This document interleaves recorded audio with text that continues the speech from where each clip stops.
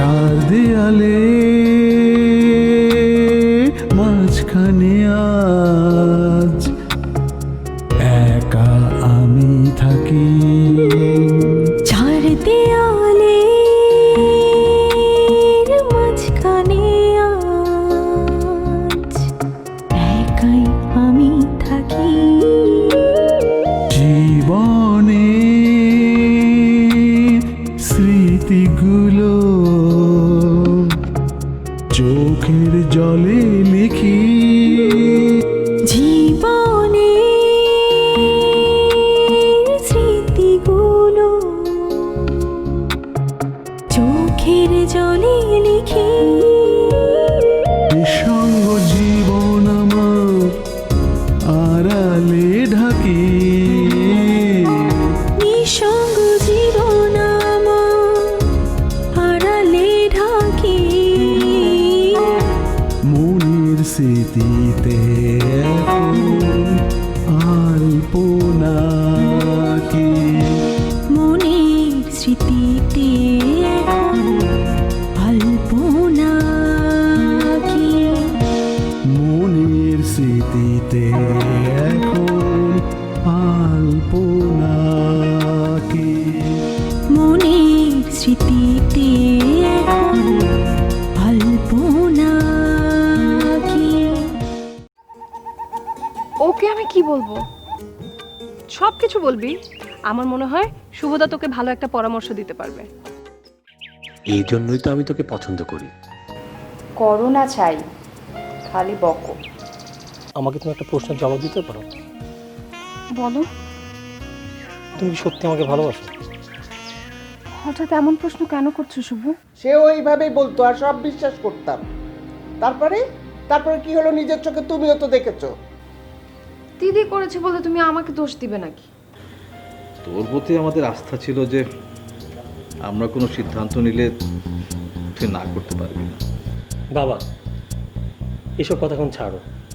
আমি আপনার আর রিমির বাচ্চা কাচ্চা নিয়ে যে সমস্যাটা, এটা সম্পর্কে জানি। এখন কি অবস্থা?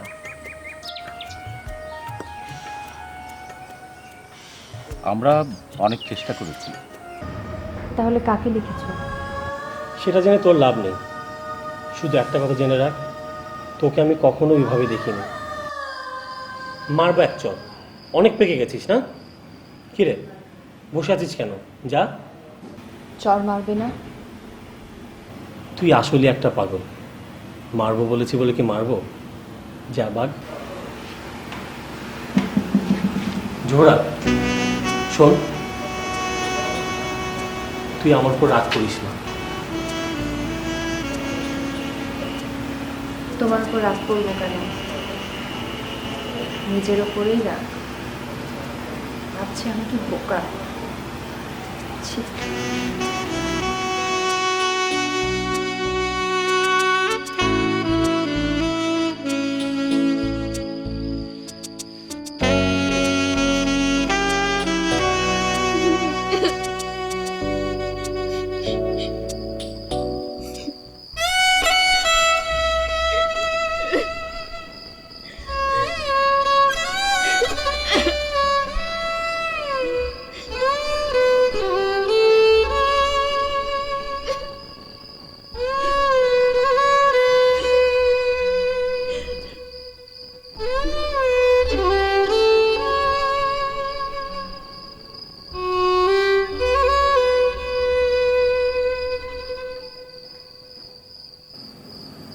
এখন তুমিই বলো আমি কি করব? তুমি আগে বলো, তোমার ইচ্ছেটা কি? তুমি ওখানে যেতে চাও? আমার তো মনে হয় শিল্পকলার কাজটা খারাপ না, অন্তত এই এখন যে চাকরিটা করছি তার চেয়ে সম্মান। তার মানে তুমি ওখানে যেতে চাও, কিন্তু তোমার তো আবার নতুন করে দল তৈরি করতে হবে। কথা হবেই, সবকিছু নতুন করেই করতে হবে, সেটা খুব একটা সমস্যা হবে বলে মনে হয় না। সময় একটু লাগবে, সময় তো পাওয়া যাবেই। আগে তো ওয়ার্কশপ, তারপরে নাটক। ওয়ার্কশপের জন্য তোমাকে তো ছুটি নিতে হবে।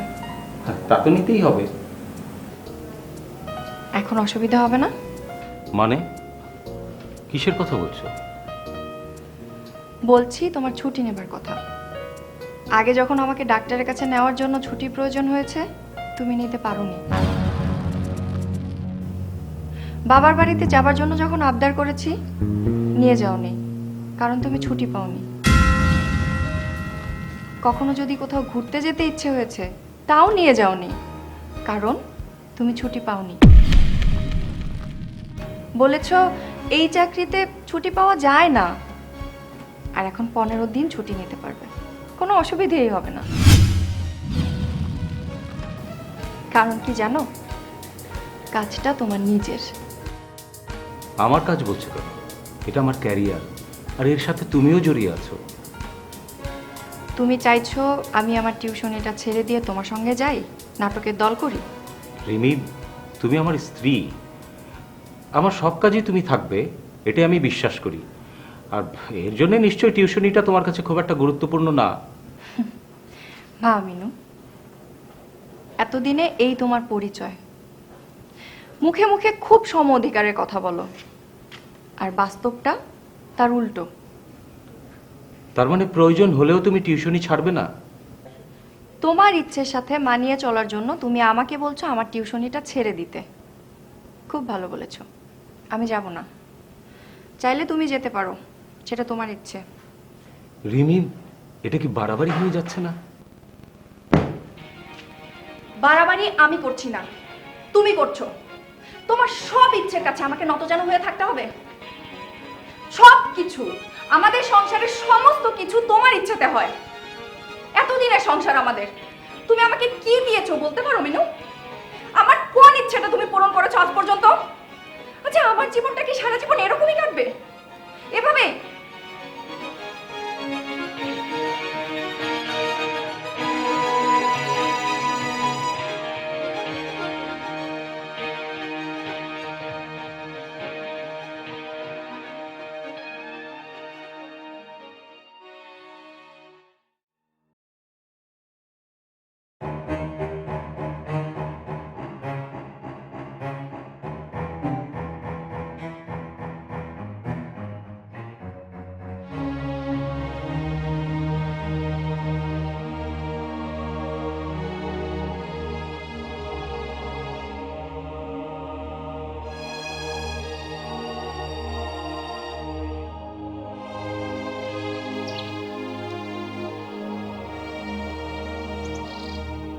কাকিমা,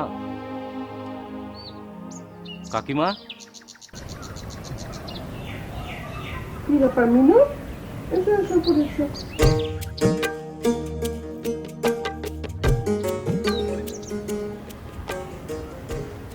বস।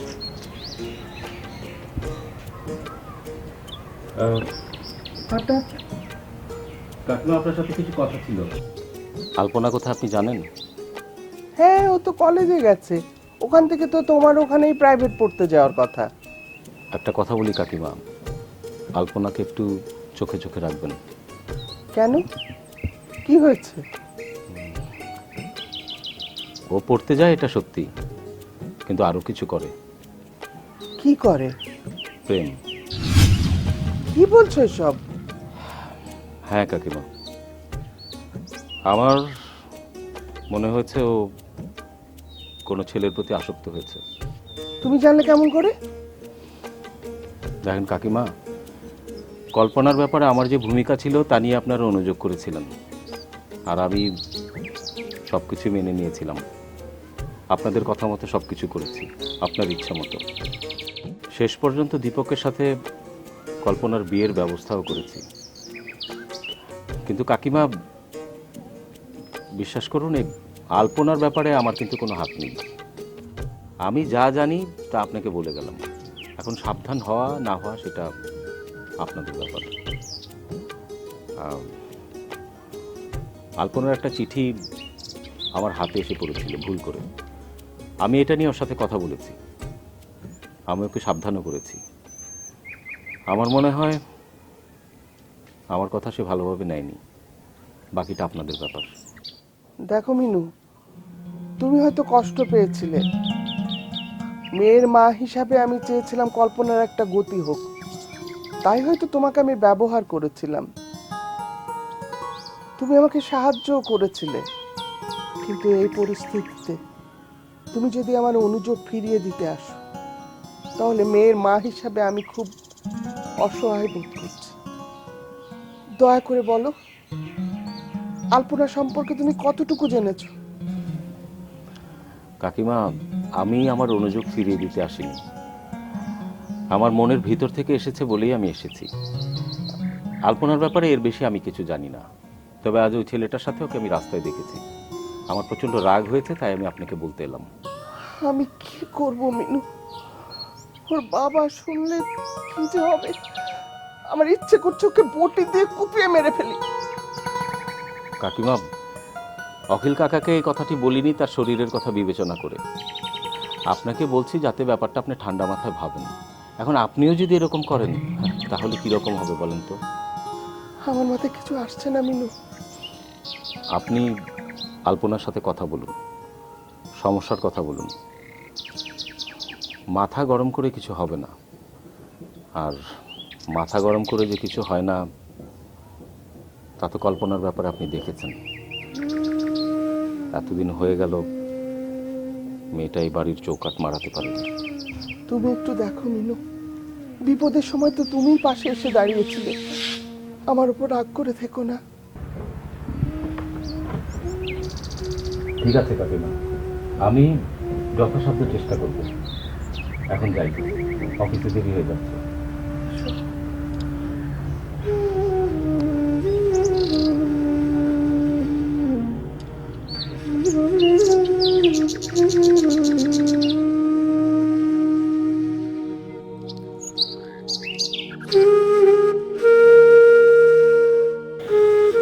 তোমার শরীর আজ কেমন ফুপা? আজকে অনেক ভালো আছি রে। কালকে যেভাবে মাথায় ধরে উঠেছিল, ভয় পেয়ে গিয়েছিলাম। কি রে মা, তোর চেহারা তো মলিন কেন রে? তোর কি মন খারাপ? মা, কি হলো তোর? বাবার কথা খুব মনে পড়ছে, বাবাকে খুব দেখতে ইচ্ছে করছে। আহারে, তুই এখন যাবি কি করে? সামনে না তোর পরীক্ষা। পরীক্ষা দিতে ইচ্ছে করছে না। কি হবে পরীক্ষা দিয়ে? দেখো দেখি কি বলে মেয়েটা। আজকাল পড়াশোনা না করলে ভালো বর তো পাওয়া যায় না। আমার কোনো বরের দরকার নেই, আমি তো বিয়েই করব না। তোর জন্য এমন রাজকুমার বর এনে দেবো না, তুই না করতে পারবি না। ইস, কি এমন রাজকুমার, তার আবার বিয়ে? কি তুই কি রাজকুমারকে চিনিস নাকি? অত চিনে আমার কাজ নেই, আমি গেলাম। কোথায় যাচ্ছিস? তুই একটু বস, তোর সঙ্গে কথা বলতে ভালো লাগছে। তাহলে রাজকুমারের গল্প আর বলবে না, বলো? আচ্ছা ঠিক আছে, আর বলবো না। রাজকুমাররা রাজকুমারীকেই পছন্দ করবে, আমার মতো ঘুটে গুড়ুমিকে পছন্দ করবে না। আরে কে বলেছে তুই ঘুটু রানী? তুইও রাজকুমারী, রাজকুমারী জোহরা খাতুন। থাক ফুপা, আমার আর রাজকুমারী হয়ে কাজ নেই। আমি ঘুটে গুড়ুমি আছি, বেশ আছে। তোর কি অন্য কোনো কারণে মন খারাপ? তাহলে এসব কথা বলছিস কেন? চা খাবে ফুপা? বানিয়ে আনি। তাতে কি তোর মন ভালো হয়ে যাবে? জানি না, হতেও পারে। ঠিক আছে, নিয়ে আয়, অনেকদিন তোর হাতে চা খাই না। আনছি।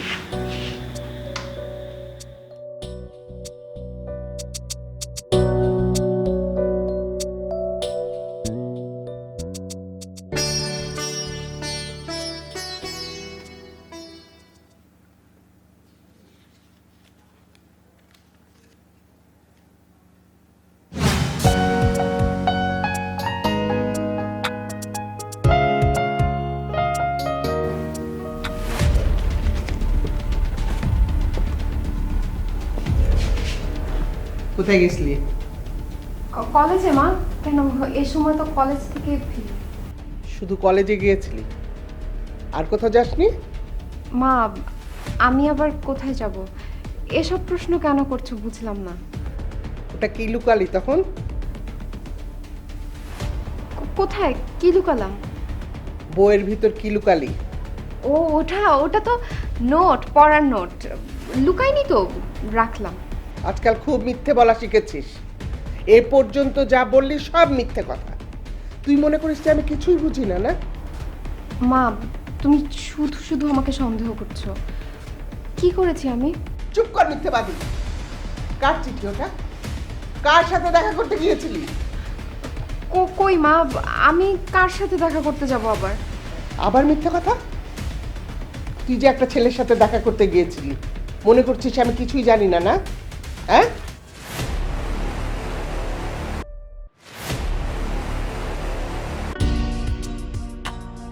আমার সাথে একদম মিথ্যে কথা বলবি না, মেরে একেবারে গঙ্গায় ভাসিয়ে দেব। কোথাকার ছেলে সে? বল বল, কার সাথে দেখা করতে গিয়েছিলি? দেখ চিঠিটা দেখ। মা, চিঠি দিয়ে তুমি কি করবে? কি করব? পুড়াবো, পুড়িয়ে ঝামা দিয়ে মুখে করে ঘষে দেব। তলে তলে এতবার বেড়েছিস তুই, হ্যাঁ? বাইরের মানুষের কাছে এসব আমাকে শুনতে হবে? তোর বাবা শুনলে কি হবে বলতো? লোকটা হার্ট ফেল করবে, হার্ট ফেল। আমাকে বিধবা না বানিয়ে তোদের শান্তি নাই, না? মা, এসব তুমি কি বলছো? সেটাই তো করছিস। আমি দিদির মতো ভুল করিনি। তুই যে কাজটা করেছিস সেটা তোর ভুল হয়েছে। তোকে আমি স্পষ্ট করে বলে দিচ্ছি, ওই ছেলেকে তুই বারণ করবি। যত দূরে গিয়েছে আর না, বলবি বাড়ির মানুষের এসব পছন্দ না। যদি বিয়ে করতে হয় পারিবারিকভাবে প্রস্তাব দিয়ে তারপরে এগোবে। বুঝতে পেরেছিস কি বলেছি? এরপর দেখা হলে ওকে বলে দিবি। আর যদি কথা না শুনিস তোর অবস্থাও কল্পনার মতো হবে। আর আর আমার কপালে বিধবা ছাড়া থাক।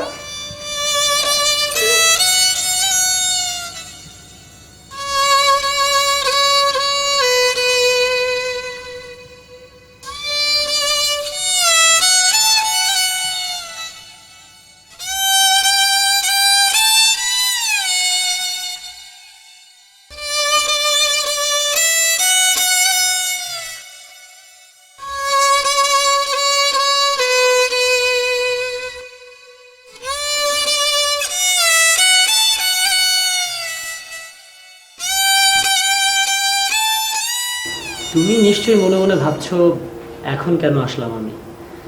এখন তো মিনু ভাইয়েরও বাসায় থাকার কথা না। আমি আসলে তোমার কাছে এসেছি রিমি। চা খাবে? খেলে ভালো লাগতো, কিন্তু এতটা সময় আসলে হবে না। তার চেয়ে সেই সময়টা তোমার সাথে কাটালে আমি বেশি খুশি হব। আচ্ছা এখন বলো তো, হঠাৎ আমার কাছে কেন এলে? যদি বলি এমনি, তোমাকে খুব দেখতে ইচ্ছে করছিল তাই চলে এলাম। তুমি কি খুব অবাক হবে? না, কারণ এই কাজ তুমি এর আগে অনেকবার করেছো, কিন্তু এখন তো আর এটা শোভা পায় না। আমি এখন পরস্ত্রী। পরস্ত্রী? তুমি এখনো আমার কাছে সে আগের রিমি আছো, পরস্ত্রী হওয়ার যাই হোক। সত্যি কি তুমি কোনো কাজে আসোনি? এদিকটায় এসেছিলাম, ভাবলাম তোমার সাথে একবার দেখা করে যাই। সেই পুরনো কথা। এদিকটায় এসেছিলাম তাই কতবার শুনেছি। আগে শুনতে বেশ লাগতো, এখন আর সেই অনুভূতি কাজ করে না, সব মরে গেছে। তোমাকে একটা কথা জিজ্ঞেস করি রিমি। কি কথা? তুমি কি সুখী নও? হঠাৎ এই প্রশ্ন? মনে হলো, আমার মনে হলো যে তুমি সুখী নও। সাংসারিক জীবনে তোমার আর মিনু ভাইয়ের মধ্যে বেশ দূরত্ব, এবং সেটা বোঝা যায়। কি করে বুঝলে? মিনু ভাইয়ের সাথেও আমার কথা হয়েছে, তোমাদের ব্যক্তিগত বিষয়টা নিয়েও কথা হয়েছে। চার দেয়ালে বাসার তোমাকে খালি হাতে ফেরতে খুব কষ্ট হচ্ছে। তাহলে খাতা থেকে মুখটা তোলেন। ঠিক আছে, এবার বলো। আমি তোমাকে টিউশনি ছাড়তে বলি কোন সাহসে? আমি তোমাকে কি দিতে পেরেছি? না বিত্ত, না সুখ, না অন্য কিছু। আমার খুব ভয় করছে। তুমি কেন ভয় পাচ্ছ? আমি তো বললাম তোমার পাশে কেউ না থাকলে আমি থাকবো।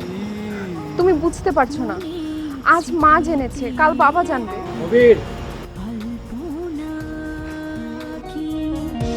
মনের স্মৃতিতে এখন